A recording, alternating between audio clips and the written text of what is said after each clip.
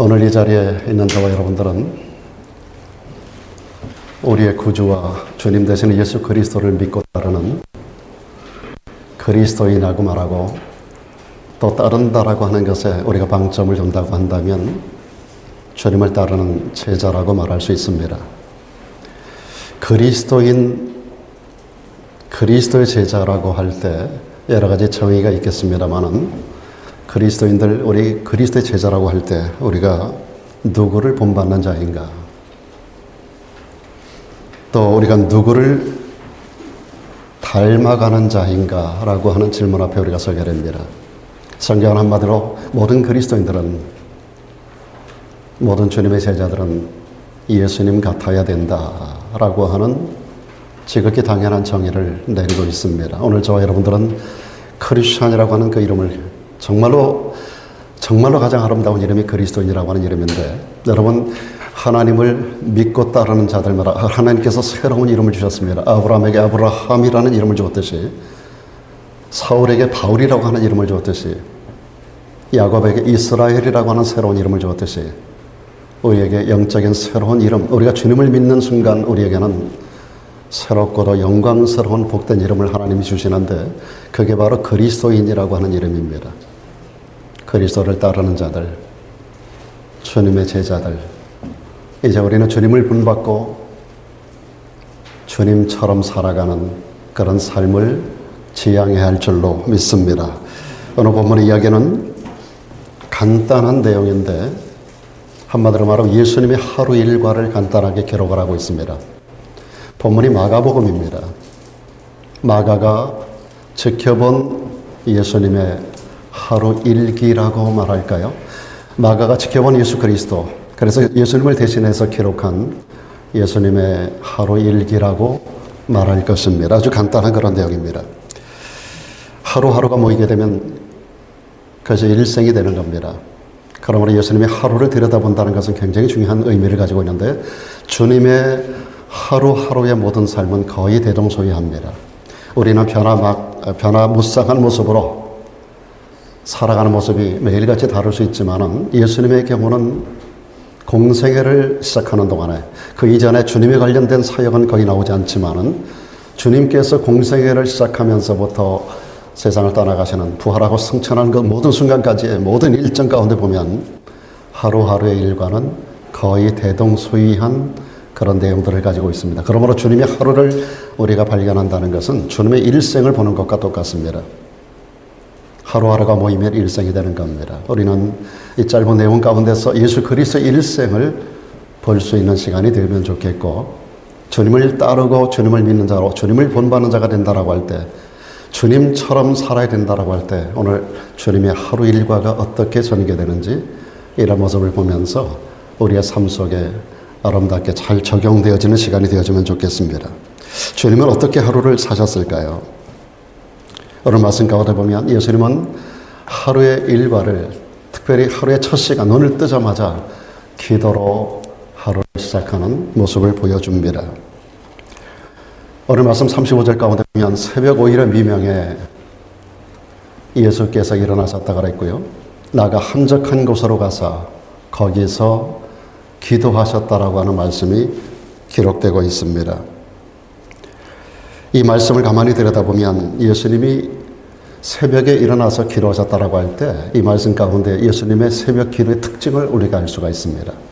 그 특징을 몇 가지 우리가 좀 발견하기 원하는데, 하루의 첫 시간을 주님께서 어떻게 보내시는지, 하루의 첫 시간 눈을 뜨자마자 주님께서 제일 먼저 기도하셨다라고 하는데, 주님의 기도는 우리 기도와 어떻게 다른지, 아니 우리는 주님의 기도를 어떻게 닮아가고 있는지를 생각해 보면서 우리의 기도가 지향점이 어떻게 될 것인가 하는 것들을 배우면 좋겠습니다. 제일 먼저로 보시면 새벽 5일의 미명에 주님이 일어나셨다라고 말씀합니다. 새벽 5일의 미명에 주님이 일어나셨습니다. 왜 그러셨을까요? 우리가 앞부분에서 교동문 가운데서도 있었습니다만은, 성경은 우리들에게 이렇게 말씀합니다. 새벽에 하나님이 도우시리로다라고 선언하고 있습니다. 하나님이 그 성중에 거하심에, 하나님 우리의 삶 가운데 거하심에, 우리의 가정에, 우리의 사업장에, 우리의 일생 가운데 우리 모든 자손들에게 하나님이 거하시는 줄 믿습니다. 하나님을 믿는 사람들은 하나님의 임재를 날마다 경험하는 사람들입니다. 하나님의 임재가 있는 성, 하나님의 임재가 있는 성도, 하나님의 임재가 있는 우리 가정, 하나님의 임재가 있는 우리 교회, 하나님의 임재가 있는 우리의 모든 삶의 모든 터전들, 우리의 곁을 떠났지만 우리의 모든 자손들, 거기에 하나님의 임재가 있는 곳인데 거기에 우리 하나님이 함께 하신다고 그랬습니다. 그 성이 요동치 않기를 주 이름으로 축원합니다. 그러기 위해서 새벽에 도우시는 하나님을 바라봐야 된다는 겁니다. 왜 주님이 새벽에 일어나셨을까? 미명, 해 뜨기 전에 왜 주님께서 일어나셨을까? 그 새벽에 하나님이 도우시기 때문입니다. 주님도 여러분 인간의 육신을 가지고 이 땅에 오셨습니다. 연약한 몸을 가지고 이 땅을 살아가시는 동안에 그분은 전능하신 하나님이지만 하나님으로서 우리 인간의 몸을, 연약한 몸을 입고 이 땅에 오셨다라고 한다면 그분에게도 하나님의 도움이 필요하셨던 겁니다. 그래서 우리 주님께서 새벽에 일어나신 겁니다. 새벽에 하나님이 도와주시기 때문입니다. 여러분 잘 아시는 다윗이라고 하는 분, 우리가 다윗에 대한 스토리를 얼마나 많은 시간 동안 공부해옵니까? 다윗의 인생 풀스토리로는 사무엘상, 사무엘하, 열왕기상 1장 가운데 전편에 걸쳐서 기록되고 있는 다윗이라고 하는 사람의 그 인생 풀스토리를 계속 공부해오는 동안에 여러 가지 많은 특징들을 우리는 발견하게 되는데, 여러분 지금도 엊그제도 우리 이인복 집사님 그 이스라엘 갔다 오셔서 그런 얘기를 하시더라고요. 가는 데마다 다윗 왕에 관련된, 킹 오브 데이빗에 관련된 호텔 이름도 도로도 뭐 온 동네가, 온 지역 전체가 다윗 왕에 관한 이야기로 가득 찬 그런 부분에 대한 이야기를 하시는 걸 제가 들었는데요. 이스라엘 백성들이 가장 존경하는 대상이 다윗입니다. 마태복음 1장 1절에 보면 아브라함과 다윗의 자손 예수 그리스도의 세계라 이렇게 신약 성경이 열리는데, 그 원어 성경에 보면 다윗과 아브라함의 자손으로 나와요.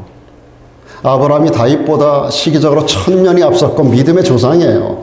그런데 이스라엘 백성들에 의하여 기록된 성경에 보면 다윗과 아브라함의 자손으로 다윗과 아브라함을 바꿔놨어요. 유대인들은 우리 한국 사람들하고 정서가 굉장히 비슷합니다. 그런데 아브라함이 믿음의 조상이고 당연히 존경받아야 할 첫째 사람, 그들의 국부 아니겠습니까? 그럼에도 불구하고 아브라함과 다윗의 자손이라고 해야 그게 정확할 것 같은데 성경 기록 저자는 다윗과 아브라함의 자손으로 기록하고 있단 말이에요. 그렇게 가장 존경받는 대상이 바로 다윗이에요. 그는 일생을 살아가며 놀라운 하나님의 은혜를 경험했던 사람입니다. 하나님의 살아계신 역사하심, 그의 삶의 전 현장 가운데 함께 하시는 그 하나님에 대한 놀라운 체험을 일생 동안 경험했었던 사람이에요. 그가 이렇게 말해요. 내가 하나님께 간구하는데 하나님이여 내 마음을 정했습니다 라고 말합니다. 하나님이여 내 마음을 정하였사오니 내가 노래하며 내 심령으로 찬양하리로다. 휘파야 수금아 깰지어다. 내가 새벽을 깨우리로다. 다윗은요, 그 일생의 위대함을 새벽을 깨우는 데 있었다는 사실을 마음을 정했다고 그러거든요. 다니엘 1장 8절을 보면 다니엘이 이방 땅 바벨론의 포로로 잡혀갑니다. 그 사랑하는 친구 사드락과 메삭 아벳네고 더불어서 그들이 환관장 밑에서 환관의 훈련을 받는 가운데서 왕의 식물이 하사되는 가운데, 왕의 식물로 그들의 몸을 살찌워 나가야 하는 가운데서 그는 왕의 식물이 우상 앞에 받쳐졌다가 내려온 음식인 것을 알기 때문에 그들이 뜻을 정합니다. 뜻을 정하여 왕의 식물을 거부합니다. 고기를 먹지 않겠다는 거예요.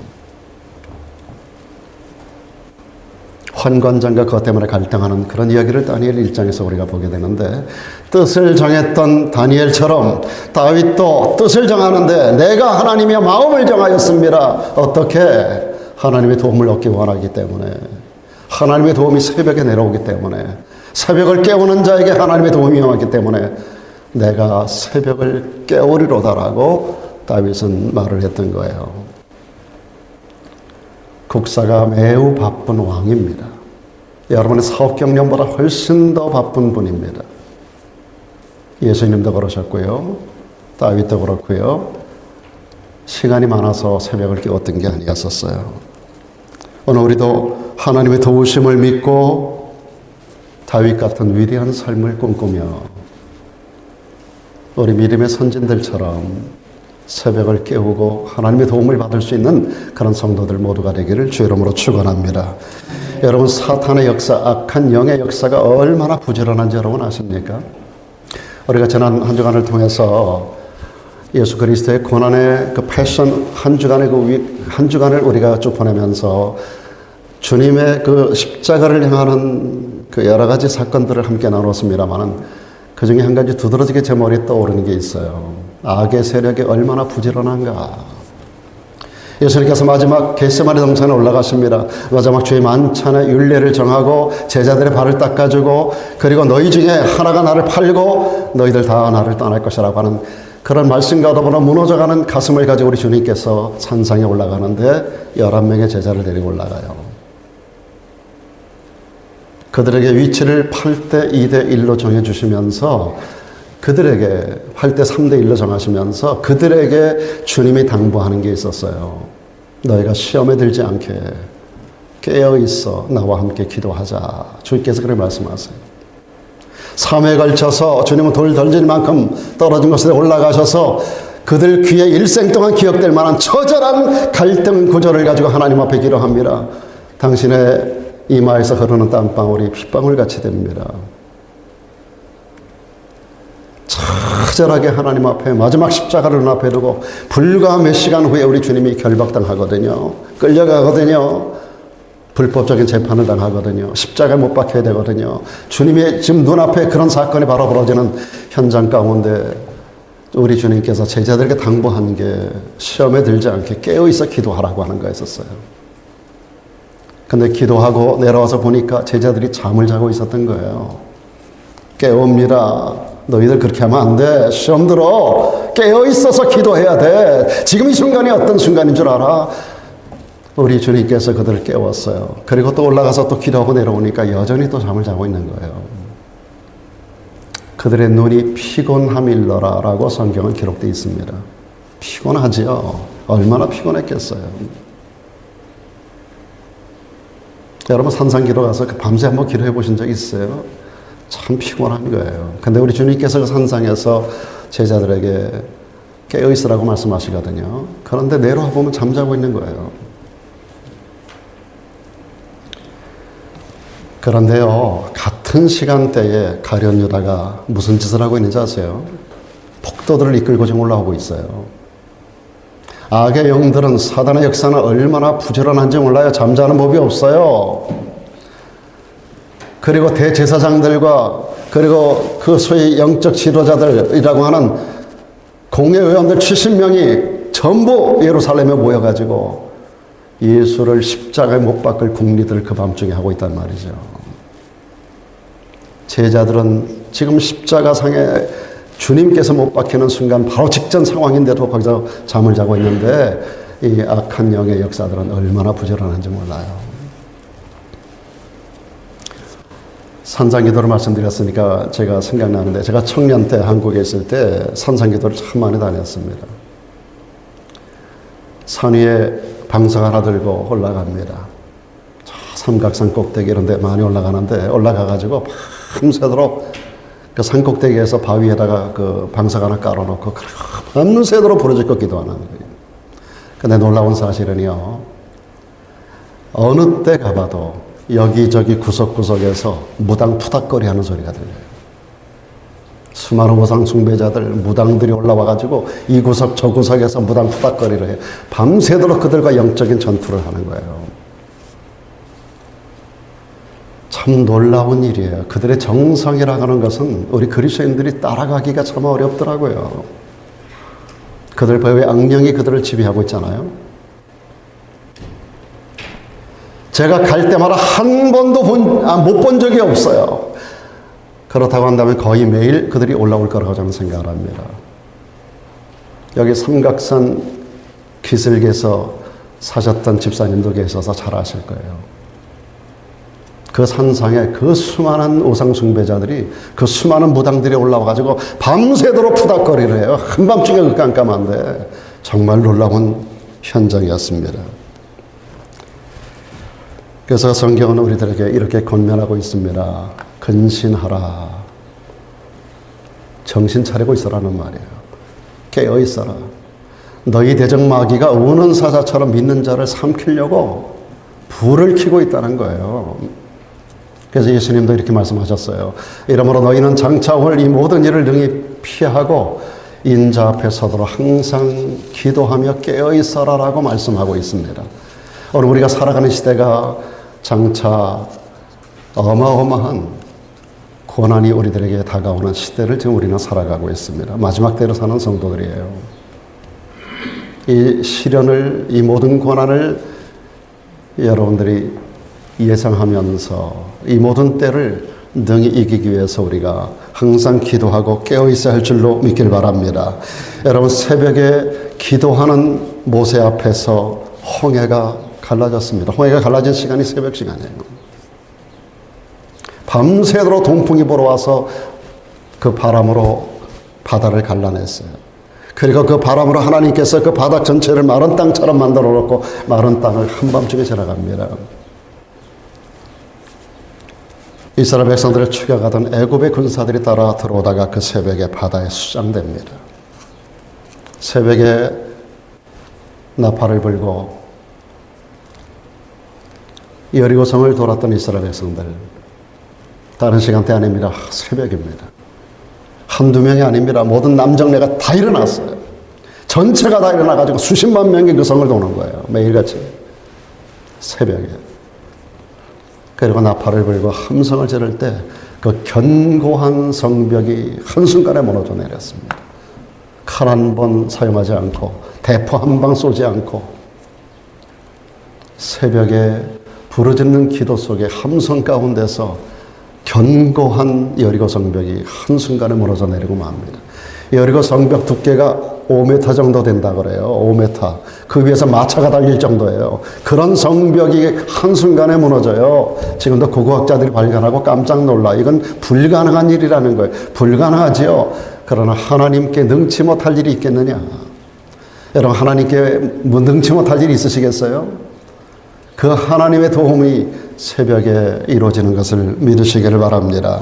지금도 새벽 기도에 마귀의 견고한 진이 무너집니다. 지금도 새벽 기도에 우리 앞을 가로막는 우리 인생의 홍해가 갈라지고 우리 앞을 가로막고 있는 여리고 성벽이 지금도 무너져 내리는 줄로 믿습니다. 그래서 우리가 예수님처럼 새벽을 깨우는 일로 하루 일과를 시작하는 것이 얼마나 중요한가. 여러분, 그러다 보면 언제부터인지 모르지만 놀라운 역사들이 우리 삶의 주변에서 일어나는 걸 경험하게 될 것입니다. 제가 40년 목회하면서 여러분들에게 분명히 말씀드릴 수 있어요. 수많은 기적적 사건들이 새벽을 사는 사람들에게 일어난 걸 저 너무나 많이 봐왔어요. 여러분, 35절 계속해서 보면 예수님은 기도를 위해서 한적한 곳으로 가셨어요. 주무시던 그 자리에서 일어나서 그 자리에 무릎 꿇고 기도하신 게 아니라 특별히 기도의 처소를 찾아가셨습니다. 우리가 상황 따라서 집에서 기도할 수 있습니다. 차 타고 가면서 기도할 수 있습니다. 어디서든지 길을 가다가 기도할 수 있습니다. 그 유명한 찰스 헤든 스펄전 목사님, 1800년대 세계적인 위대한 설교자 스펄전 목사님은 길을 가다가도 감동이 오면 아무 데서나 무릎을 꿇고 기도했던 사람으로 유명합니다. 수많은 사람들이 그를 찾아옵니다. 같이 길을 걸어갑니다. 길을 걸어가다가도 갑자기 감동이 오면 형제 우리가 여기서 기도하고 가자고 무릎 꿇고 거기서 기도하던 사람으로 유명한 사람입니다. 사랑 여러분,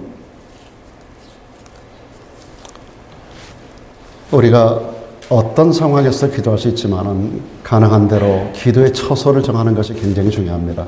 여러분, 집 안에서 기도할 수도 있어요. 그러나 그 상황 속에서도 잠자던 데서 그냥 엎드리는 게 아니라 여러분들이 가정 안에서도, 특별히 미국 집들이 좀 사이즈가 좀 크잖아요.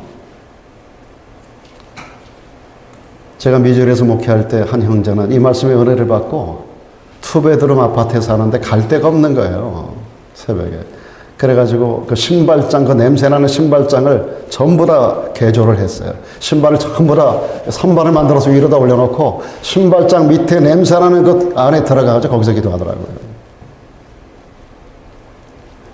저는 그 형제가 지금 늘 그립습니다. 여기서 한적한 곳이라는 그 의미는 하나님과 상의하는 곳입니다. 하나님의 음성을 듣기도 하고 말하기도 하는 곳이라고 하는 의미를 가지고 있습니다. 하나님은, 아니 예수님은 하나님과 늘 상의하셨어요. 하나님과 늘 상의하고 하나님의 지시를 늘 받으셨습니다. 우리가 시간을 정해서 교회에 오는 이유는 먼저 하나님의 음성을 듣기 위함입니다. 그리고 우리의 기도를 하나님께 아뢰는 겁니다. 그게 정상적인 하나님과 대화하는 법입니다. 먼저 말씀을 듣고 그리고 우리의 상황을 하나님께 아뢰는 거예요. 다윗의 삶이 그랬습니다. 그는 전쟁을 수행할 때도 범사의 모든 것을 할 때 하나님 앞에 먼저 엎드려 기도하고 물어봅니다. 그리고 하나님의 사인을 받습니다. 그리고 행동합니다. 그의 길이 막힘이 없이 형통했습니다. 이런 삶의 원리를 선기도 후 행동의 원리라고 말합니다. 선기도, 한번 따라서 선기도 후 행동. 여러분 어떤 일을 행하기 전에 먼저 기도하는 자가 되라는 거예요. 다윗처럼, 예수님처럼. 선기도 후 행동. 이것을 머리에 오늘 인박이게 새겨 넣으시기를 바랍니다. 가슴에 신비, 비석에다가 새겨 넣으세요. 새겨 넣으세요. 새겨 넣으세요. 흘러가는 물에다 새기지 말고 바람결에 떨어버리지 말고 머리판에다가 새겨 넣고 가슴에 비석에다 새겨 넣으세요. 지워지지 않는 흔적으로 선기도 후 행동. 먼저 기도하고 행동하리라. 먼저 기도하고 결정하리라. 먼저 기도하고 일을 저지르리라. 여러분 사업을 하든 무슨 일을 하든지 간에 마찬가지입니다. 여러분 먼저 기도하고 행동하는 거예요. 그것이 그리스도인의 주님을 따르는 주님의 제자들의 모습이어야 되는 겁니다. 주님이 그래서 새벽 미명에 일어나서 한적한 곳으로 가셔서 하나님의 말씀을 듣고 그리고 한나라 행동을 이루어 나가셨던 거예요. 그것이 바로 예수 그리스도의 삶의 흔적이었었어요. 매일같이 그분의 하루는 그분의 전 인생 전체 축소판이에요. 그분의 하루의 첫 시간은 매일같이 하나님과 대화하는 것으로 선기도 그리고 듣는 말씀을 가지고 한날의 삶을 살았던 거예요. 이 원리가 우리 삶에 적용될 때 우리에게로 주님의 기적적 역사가 다윗 같은 놀라운 생애가 보장될 줄로 믿습니다. 한가로 나라서 예수님의 기도는 습관적이었었어요. 누가복음 22장 39절과 42절에 이런 말씀이 있습니다. 예수께서 나가서 습관을 쫓아 감람산에 가셨다 그랬습니다. 거기 왜 가셨나가 분명히 기록되어 있죠. 기도하기 위해서. 근데 주님이 기도할 때는 무릎을 꿇었어요. 주님은 하나님이에요. 기도 안 하셔도 되는 분이에요. 그분이 인간의 몸을 갖고 이 땅에 오셨을 때 하나님 앞에 무릎을 꿇으셨어요. 그리고 기도하시는데 습관을 쫓아 감람산으로 가셨어요. 이 습관 때문에 여러분 감람산 하니까 딱 생각나잖아요. 주님이 마지막 기도하러 올라가셨던 데가 감람산, 겟세마네 동산이에요. 이게 겟세마네 동산이 감람산이에요. 기름 짜는 곳이에요. 주님이 기름 짜면서 이마에 땀에 기름을 짜면서 하나님 앞에 처절하게 기도하시니 감람산. 그 감람산에 마지막 기도하기 위해 겟세마네 동산에 마지막으로 올라가신 게 아니라 평상시에 습관을 쫓아 가신 곳이 감람산이었어요. 감람산에 운동 삼아 올라가신 게 아니라 기도하기 위해서 올라가셨다고요. 그 자리를 지금도 가면 볼 수 있어요. 그 바위가 있습니다. 거기에 수천 년 돼 보이는 수령의 큰 나무가 그 자리를 덮고 그 바위 밑에 주님의 기도처라고 하는 것이 그림 걸어버리는 걸 제가 본 적이 있어요. 30년 전에 갔을 때. 정말 가슴이 뜨거워지더라고요. 그 현장을 보는데. 여러분, 어느 날부터 무릎 꿇고 싶어도 꿇지 못할 때가 옵니다. 저도 지금 무릎 꿇기가 참 어려워요. 관절에 문제가 생기기 전에.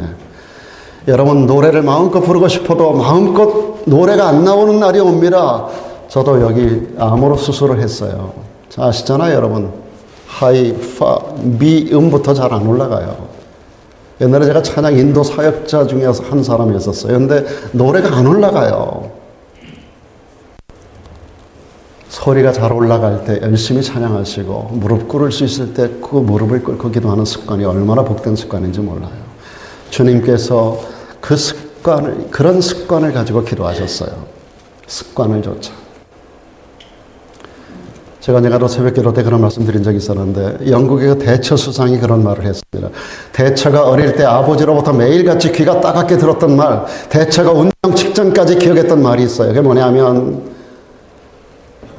생각을 조심해라. 말이 된다. 말을 조심해라. 행동이 된다. 행동을 조심해라. 습관이 된다.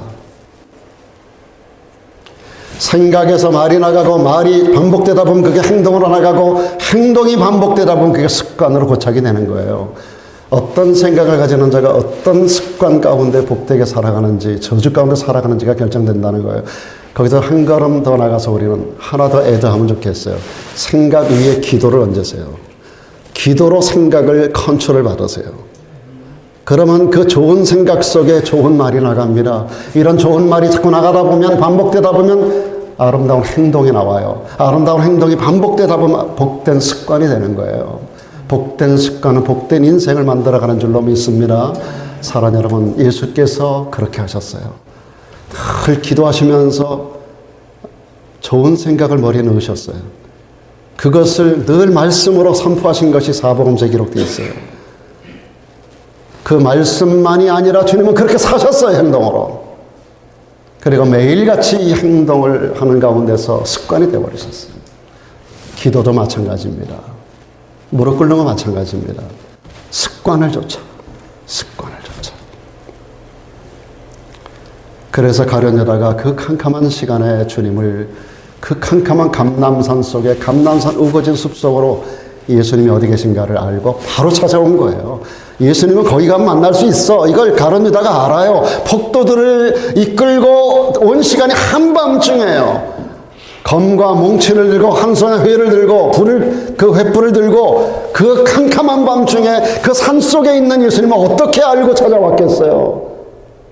무슨 내비게이션 갖고 온 것도 아니고, 무슨 서치라이트가 있었던 것도 아니고, 무슨 가로등이 있었던 것도 아니고, 뭐 대로가 형성된 것도 아니고, 예수님 거기 간다라고 가룟 유다에게 말씀하고 간 게 아니거든요. 그런데 그 밤중에 그들은 조금도 방향을 흐트리지 않고 주님 계신 곳으로 직방으로 찾아왔어요. 가룟 유다가. 왜요? 습관이 돼서 늘 거기 가시는 거 알기 때문이에요. 아, 주님은 거기 가면 기도하고 있을 거야. 그날 밤도 기도하셨잖아요. 마지막 순간까지. 그러니까 가룟 유다가 폭도들을 끌고 거기 바로 다이렉트로 바로 찾아온 거예요. 습관을 쫓아. 아, 내 아내는 이런 습관이 있어. 거기 가면 만날 수 있어. 아, 내 남편은 이런 습관이 있어. 거기 가면 있어. 늘 땡기는 데가 있는 사람. 아, 내 남편 거기 가면 있어. 늘 춤추는 데가 있는 사람. 아, 우리 남편 거기 가면 찾을 수 있어. 늘 술 먹는 데가 있는 사람. 우리 남편 그 술집 가면 있어.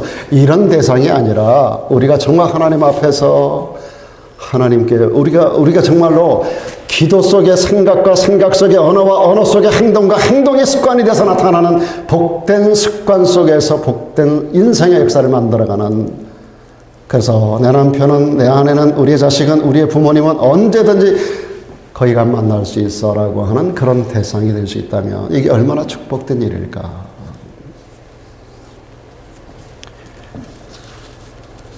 여러분, 본문에 보면 32절로 34절에 이런 말씀이 있습니다. 점으로 해질 때, 해가 져서 이제 점으로 어두워집니다. 모든 병든 사람, 귀신 들린 사람들을 전부 예수님께 데리고 옵니다. 온 동네가 문 앞에 장사진을 칩니다. 예수님에게 가서 병 고침 받고 귀신을 쫓아내려고. 그런데 예수님은 한 사람도 그냥 보낸 적이 없습니다. 각색 병든 많은 사람을 고치시는데 많은 귀신을 그 자리에 다 내어 쫓아주십니다. 여기 중요한 게 있습니다. 저물어 해질 때 온 동네 사람들이 다 찾아와요. 한 사람 한 사람 다 기도해주고 병 고쳐주고 귀신 쫓아내고 그들의 문제를 다 해결해줘요. 몇 시쯤 끝났을까요? 해지는 시간에 사람들이 찾아왔어요. 온 동네 사람들이. 몇 사람만 온 게 아니라 온 동네 사람, 문제없는 사람이 어디 있겠어요. 온 동네 사람들이 해지는 시간에 주님에게 와서 장사진을 칩니다. 이 사람들이 문제가 다 해결받고 돌아갈 때까지 몇 시에 끝났을까요, 이 일이? 주님이 얼마나 피곤했고 얼마나 늦게 일이 끝났을까요? 그런데 바로 다음 절 35절에 보면 주님은 여전히 오히려 새벽 미명에 일어나십니다. 그리고 한적한 곳으로 가서 거기서 기도하세요. 어젯밤에 늦게 끝났으니까 너무 피곤하니까 오늘은 스킵이야, 이게 아니라 그날 아침에도 여전히 새벽에 미명에 일어나서 한적한 곳으로 나가시는데 여기 오히려 그랬습니다. 피곤하지만 그럼에도 불구하고 그런 뜻이에요. 저녁 때 해질 무렵부터 온 동네 사람들이 다 몰려왔단 말이에요. 전체를 다 문제 해결해줘요. 그리고 나서 한밤중에 언제쯤 끝났을지 모를 그 시간에 잠깐 잠을 자셨을까? 여기 일어났다는 거 보니까 잠깐은 주무셨을 거예요. 그런데 오히려 새벽에 미명에 일어나서 기도하러 가십니다. 참 귀한 발견이라고 생각이 들어요. 예수님의 기도가 습관이라는 것은 바로 이런 겁니다. 복된 습관은 복된 인생을 만들어가는 줄로 믿습니다. 사랑 여러분, 다니엘이 포로로 잡혀갑니다. 바벨론의 포로로 잡혀가가지고 총리가 됩니다. 바벨론 도가 워낙 많아가지고 워낙 넓어서 바벨론이 당시 세계 천하를 통일했거든요. 그 많은 도에 총리를 3명 세우는 중에 한 사람으로 그가 세워지는데 모든 사람들이 그를 이방 땅에서 포로로 끌려온 이방인이라는 사실을 알아요. 그들이 입장에서 보면 이방인이잖아요. 너무너무 지혜롭게 행동하니까 어떻게 하면 끌어내릴까 하는 사람들이 주변에 굉장히 많은 사람들이 있어요. 지금도 그런 사람들이 너무 많잖아요. 특히 한국 정치권 보세요. 누가 뭘 잘하면 그거 끌어내리지 못해서 지금 미국 땅에도 저 트럼프 대통령에게 그 말도 안 되는 법 적용을 하고 있는 거 보십시오. 누가 좀 잘 된다 싶고 누가 좀 괜찮다 싶으면 그거 못 끌어내가지고 별별 수단 막 어디 가나 그런 사람들은 다 있어요, 여러분. 다니엘도 그 케이스에 걸려들었어요. 간신배들에 의해서 그가 감옥에 갇힐 수밖에 없는 상황이 처해집니다. 그러나 다니엘이 그 순간을 모면할 수도 있었어요. 다른 거 아닙니다. 왕 외에 다른 신에게 기도하다가 발견되면 사자굴로 쳐넣는. 근데 다니엘에게는 습관이 있었거든요. 습관을 따라 매일같이 기도하는 습관. 예루살렘 성을 향해서 문을 열어놓고 창문을 열고 그리고 무릎을 꿇고 그리고 하나님께 감사하는 기도를 하루에 3번씩 했단 말이에요. 이것이 빌미를 준 거예요. 왕이 아닌 다른 신에게 기도하다가 걸리면 그건 바로 사자굴로 집어넣는 그런 법을 만들었어요. 우리 국회 같은 그 기관에서 말이죠. 자, 한국에서 말도 안 되는 법들을 지금 국회의원들이라는 자들이 좀 만들어내고 있는 거 보십시오, 여러분. 나라 망치는 일들을 국회의원들이 지금 다 하고 있어요. 나라를 위하여 일하는 사람 정말 찾아보기 어려워요. 이게 어느 때나 다 이런 사람들은 다 있어요. 결국은 다니엘을 사자굴 속에 쳐넣기 위하여 법까지 개정하고 왕의 반지, 인장 반지로 찍어가지고 통과를 시켰어요. 왕이 거부권 행사를 하지 않고 그대로 통과를 시켜줬어요.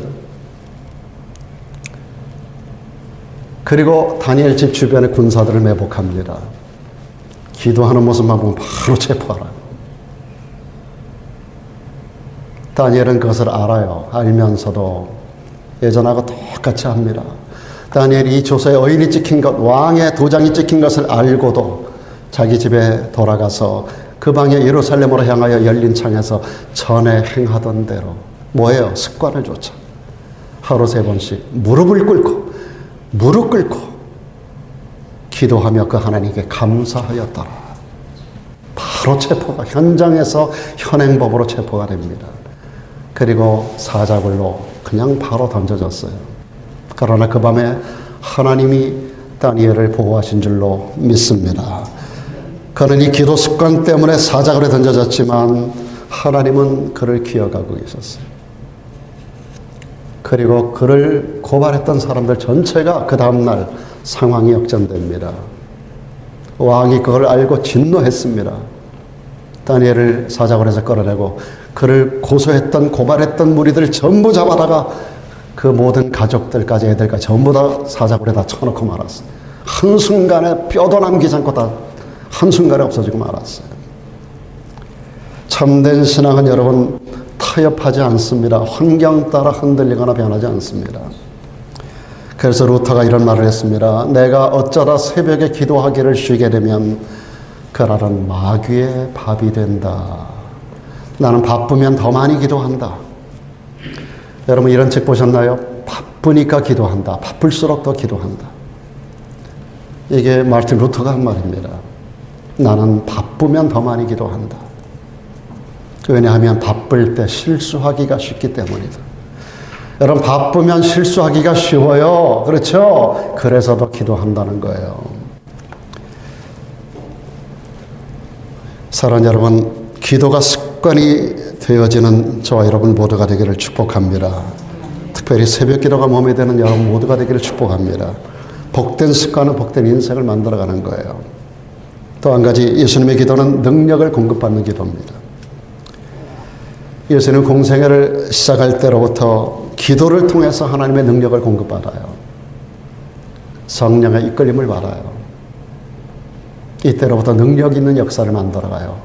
수많은 병자를 고치고 수많은 귀신들의 역사를 내어 쫓고 놀라운 기적적인 사건들을 만들어내고 당신의 입에서 선포되는 말씀은 권세 있는 말씀들이 선언되는 거예요. 여러분 배터리가 방전되면 다시 리차지를 자꾸 해야 돼요.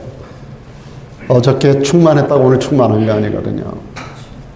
그래서 습관적으로 우리가 기도를 통하여 방전된 배터리를 리차지하는 성령 충만이라는 것을 우리가 날마다 반복하는 그런 성도가 되어야 할 줄로 믿습니다. 여러분 성령 충만은 계속 이어지지 않습니다. 어제 충만했던 사람이 오늘 사단에 이끌리는 사람들 참 많이 봐요.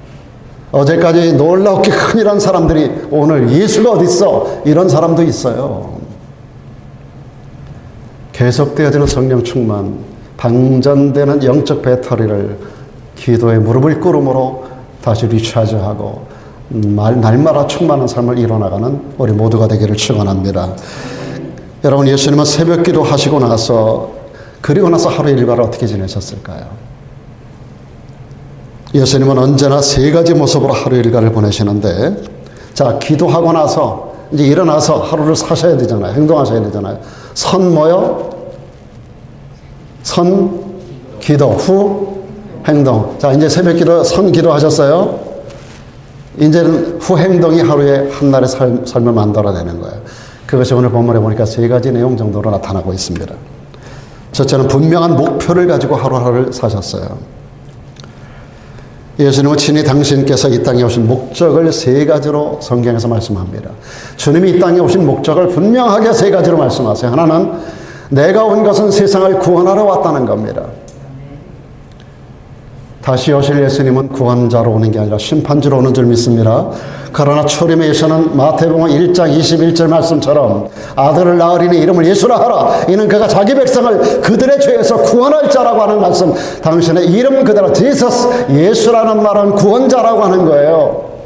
주님이 이 땅에 오신 목적을 분명하게 요한복음 12장에서 내가 온 것은 세상을 구원하려 함이라고 말씀하셨어요. 또 주님 말씀합니다. 도적이 오는 것은 도적질하고 죽이고 멸망시키려는 것뿐이지만 내가 온 것은 양으로 생명을 얻게 하고 더 풍성히 얻게 하려 함이라고 말씀하셨어요. 여러분 예수 그리스도가 여러분을 구원하고 생명을 줄 뿐만 아니라 더 풍성한 삶으로 인도해가는 줄로 믿습니다. 또 주님 말씀하십니다. 내가 온 것은 세상에 검을 주러 왔다 그래서 화평을 주러 온 게 아니라 검을 주러 왔다고 말씀하시고 모든 관계에서 불화하게 하려고 이 땅에 오셨다 그랬어요. 우리 생각과는 상당히 다른 아이러니컬한 말씀을 마태복음 10장에서 말씀하셨어요. 화평을 주러 오신 것 같은데 아니라고 했어요. 검을 주러 왔다. 검은 찌르는 거 아니에요. 가족 간에 화평하게 할 것 같은데 아니라는 거예요. 불화시키려고 왔다는 거예요. 이게 무슨 말씀일까요? 이 말씀 때문에 많은 분들이 의미를 모르고 시험 드는 분들이 많습니다. 여러분, 예수님은 정치, 경제적인 화평을 위해서 이 땅에 오신 게 아니라는 겁니다. 하나님과 화목을 위해서, 하나님과 화평을 위해서, 하나님을 떠난 하나님과 원수된 백성들을 하나님과 화목시키기 위해서, 그리고 내적인 평화를 위해서 이 땅에 오신 분입니다. 검을 주러 왔다는 게 뭘까요? 여기서 말하는 검은 수술하는 의사 손에 들려진, 그건 무슨 검이라 그래요? 의사 손에 들려진 칼을 뭐라 그래요? 예? 뭐라고요? 메스라 그래요. 여기서 말하는 검이 메스예요. 인간의 더러운 것을 다 도려낸다는 거예요. 여러분, 더러운 것이 그대로 있는 상태는 절대로 화평할 수 없습니다. 더러운 것을 도려내고 암세포를 다 도려내고 그리고 나서 건강을 회복하는 줄로 믿습니다. 주님이 이 땅에 오신 것은 참된 화평을 위하여 더러운 것을 다 도려내는 검을 주러 왔다고 말씀하셨어요. 부부관계에서, 부모 자식 간의 관계에서, 시어머니 며느리 관계에서, 아들과 아버지 관계에서 우리 주님은 여기 뭐라 그랬어요? 불화하게 한다는 건 뭐예요? 그들의 잘못된 것을 서로 도려내고 하는 과정이 불화한 거예요. 그러면서 깨끗하게 치유된 이후에 진정한 화평이 이루어지게 되는 줄로 믿습니다. 주님이 땅에 화평케 하시는 주님인 줄로 믿습니다.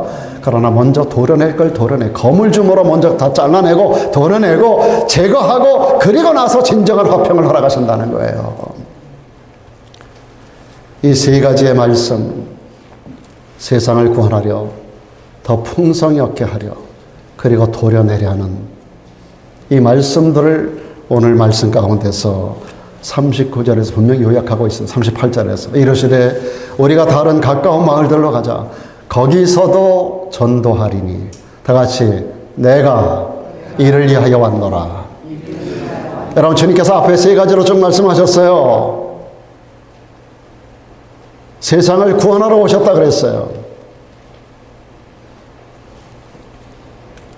그다음에 뭐라 그랬죠? 두 번째, 생명을 얻고 더 풍성히 얻게 하려 오셨다고 하셨어요. 근데 그것도 뭐라고요?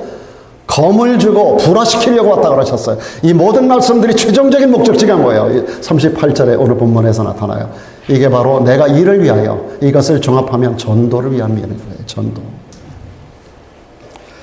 그렇습니다, 여러분. 예수께서 이 땅에 오신 유일한 목적은 전도를 위함이었습니다. 예수님의 가르치는 모든 목표가 전도였고요. 그분의 행동 모든 것이 방향이 전도의 방향을 잡았고요. 기적을 행하셨던 모든 목적도 전도를 위함이었던 겁니다.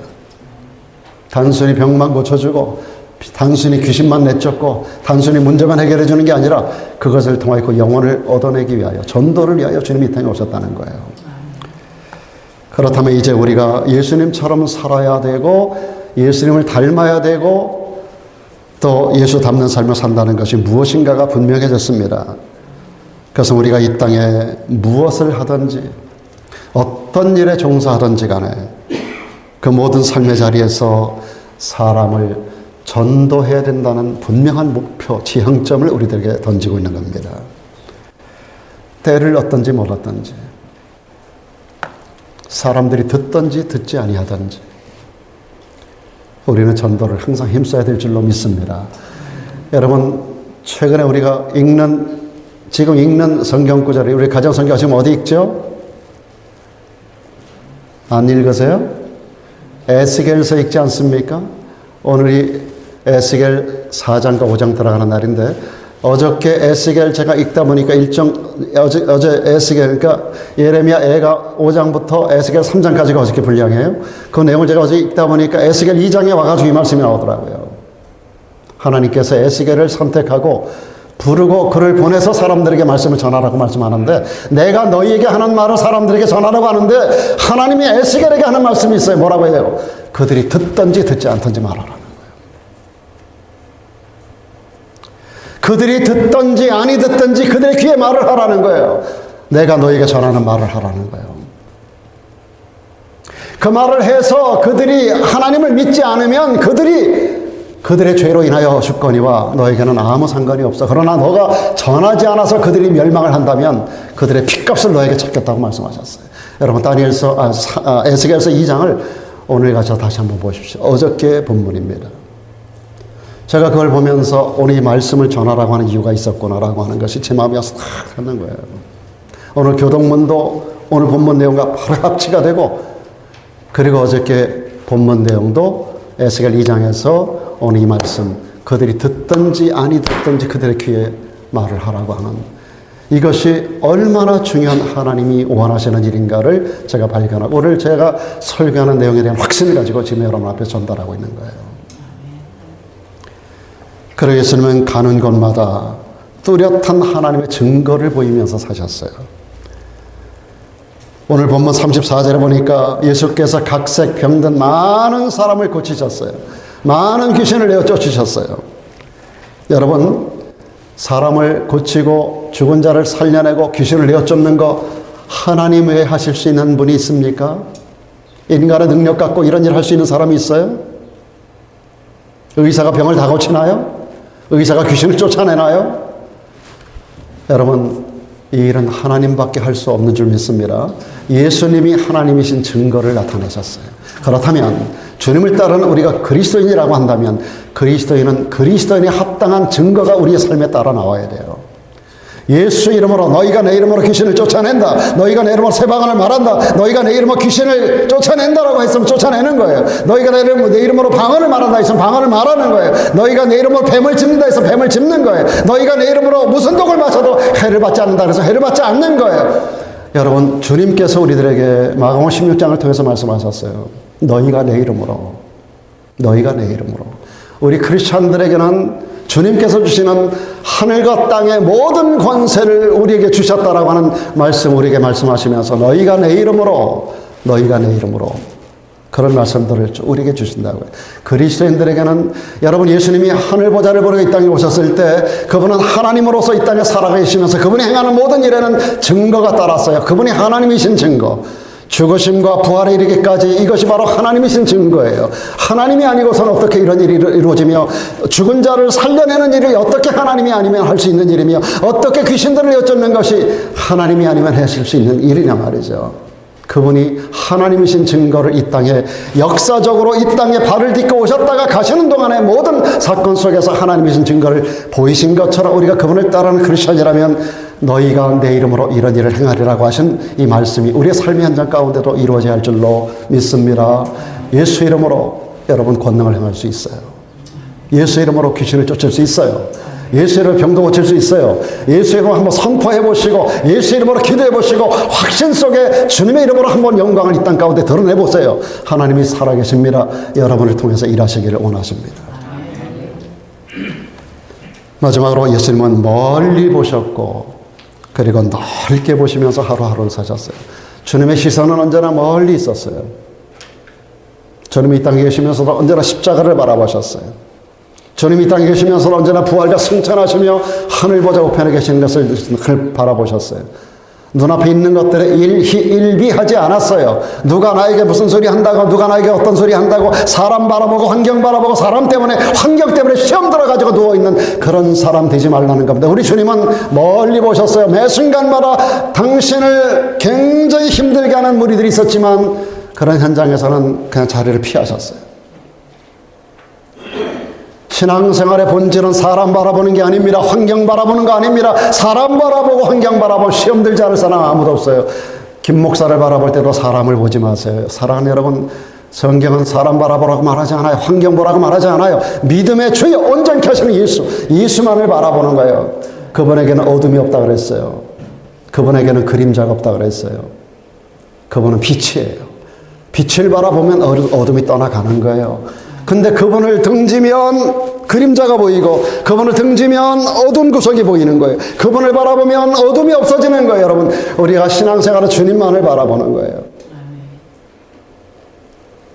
주님은 언제나 근시 안으로 살지 않았어요. 눈앞에 보이는 것 갖고 일희일비하지 않았어요. 누구 때문에 뭐 때문에 절대 그러지 않으셨어요. 당신에게 거침돌이 되고 어려움을 주면 그냥 그 자리를 피하시는 거예요. 복음을 전하다가도 복음을 받아들이지 않고 그러면 그냥 그 마을을 떠나시는 거예요. 떠나시는 거예요. 제자들이 보다가 하도 기분이 나빠가지고 하늘에서 벼락을 때리라고 예수님에게 그런 적이 있었어요. 그래서 야고보 형제 야고보 요한이 예수님께 별명을 얻었잖아요. 보안하게 우레 아들이라고 하는. 저놈들 말에 예수님을 거부해 예수님 하늘에서 벼락을 내려가지고 그냥 싹 쓸어버리게 해달라고 그런 말을. 그러니까 제자들의 마음이 그렇게 울분했을 정도니까 주님도 그러지 않았겠어요. 그러나 주님은 그렇게 하지 않고 그냥 그 자리를 피하는 겁니다. 십자가 지기 바로 직전에 불법적인 재판에 이리 끌리고 저리 끌리고 하면서도 주님은 한 말씀도 하지 않으셨어요. 도수장으로 끌려가는 양처럼 그대로 불필요한 말은 들을 필요도 없고 할 말도 하지 않고.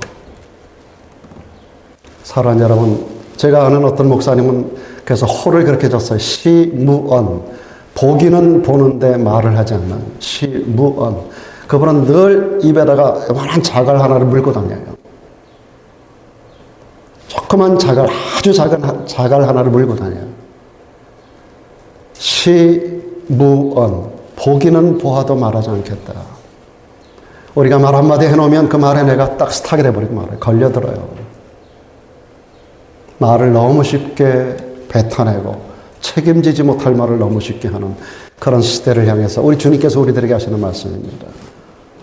필요한 말은 해야 하지만 불필요한 말을 들었을 때 거기다 동조하지 마라. 불필요한 말을 들으면 그냥 그 자리를 떠나라. 오늘 우리가 이 시대를 살아가며 주님처럼 넓게 봅시다. 그리고 멀리 바라보는 그런 큰 가슴들을 가지는 여러분 되기를 주님의 이름으로 축원합니다. 오늘 말씀 한 번만 더 보고 마치겠습니다. 32절, 33절, 34절, 37절, 39절에 보니까 아주 특징적인 발견을 제가 오늘 아침 묵상하는데 이게 딱 떠올라요. 그래서 갑자기 제가 PPT에다 올렸어요. 모든 병자, 온 동네, 많은 사람, 각색 병든 많은 사람, 많은 귀신, 모든 사람, 온 갈릴리, 여러 회당. 여러분, 주님의 시선, 주님의 관심은 모든 곳에가 있어요. 모든 곳에. 온 천지가 있어요. 주님의 눈은 온 세상을 바라보고 주님의 가슴은 온 세상을 가슴에 담았어요. 한 군데 한두 사람이 아니며 모든 병자, 온 동네, 각색 병든 많은 사람, 많은 귀신, 모든 사람, 온 갈릴리, 모든 여러 회당. 여러분, 속 좁게 사는 사람 되지 않기를 주의 이름으로 부탁합니다. 정말 중요한 재미있는 발견이라고 오늘 아침 제가 참 무릎을 쳤습니다. 온 세상이 주님 품에 있었어요. 온 우주가 그분의 머릿속에 있었단 말이에요. 어두운 구석들은 세상에 언제나 있기 마련이에요. 양이 있으면 음이 있기 마련이에요. 일부러 어떤 사람은 이거 까뒤집어가지고 이 어두움만 보는 사람이 있어요. 여러분 그러지 마세요. 모든 사람에게는 칭찬받을 구석이 다 있어요. 칭찬을 드리면 모두 춤춘다 그러지 않습니까? 우리가 이 세상을 살아가며 사람을 세우고 사람들을 축복하는 그런 마음. 성경은 우리들에게 저주하라고 하는 말씀이 없어요. 이것은 하나님의 권한에 있는 거예요. 오늘 우리에게 너희는 사랑하라고만 말씀하셨어요. 내가 너희를 사랑한 것 같이 너희도 서로 사랑하라고 말씀하셨어요. 세상 모든 민족이 구원 얻기까지 우리 주님은 쉬지 않습니다. 주의 심장 가지고 우리 이제 일어나 주 따르게 하소서. 주님의 참된 제자로서 주님 같은 마음, 주님 같은 시선을 가지고 하루의 삶을 눈을 뜰 때로부터 밤늦게까지 한밤중까지 밀려드는 무리들을 향하여 주님께서 그들에게 어떤 행동을 하셨고 이 모든 것들이 연합하여 주님의 한 생애가 이루어졌다고 한다면 그것이 바로 우리의 구원을 결정해 주셨다면 사랑하는 여러분, 우리를 통해서 얼마나 많은 사람들에게 이런 역사들이 만들어져 나가야만 할까요? 여러분은 어떻게 살아오셨습니까? 그리고 어떻게 사시겠습니까? 우리 하루가 모여지면 우리 일생이 되는 거예요. 마가가 기록한 예수 그리스도의 하루의 일기, 우리 일기장을 열어보고 그 모습이 매일같이 반복되어지는 예수 그리스도의 일생을 우리는 보았습니다. 여러분의 하루의 삶이 어떻게 만들어지고 있는지, 그것이 모여서 여러분의 일생을 어떻게 규정하고 있는지 기도하겠습니다.